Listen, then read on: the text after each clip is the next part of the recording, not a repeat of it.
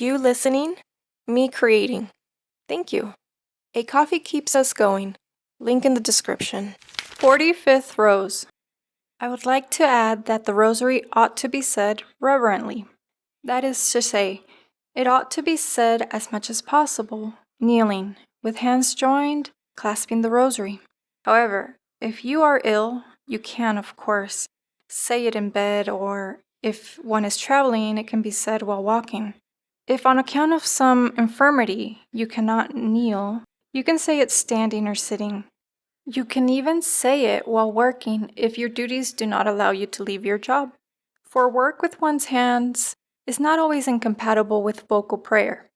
I agree that, since the soul has its limitations and can only do so much, when we are concentrating on manual work, we are less attentive to the activities of the spirit, such as prayer. But when we cannot do otherwise, this kind of prayer is not without its value in Our Lady's eyes, and she rewards our goodwill more than our exterior actions. I advise you to divide up your rosary into 3 parts, and to say each group of 5 decades at different times of the day. This is much better than saying the whole 15 decades at once.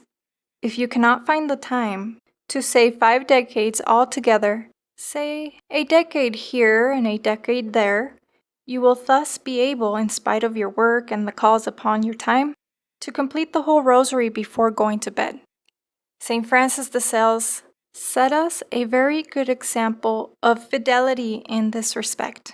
Once, when he was extremely tired from the visits he had made during the day and remembered, towards midnight, that he had left a few decades of his rosary unsaid, he knelt down and said them before going to bed, notwithstanding all the efforts of his secretary, who saw he was tired and begged him to leave the rest of his prayers till the next day.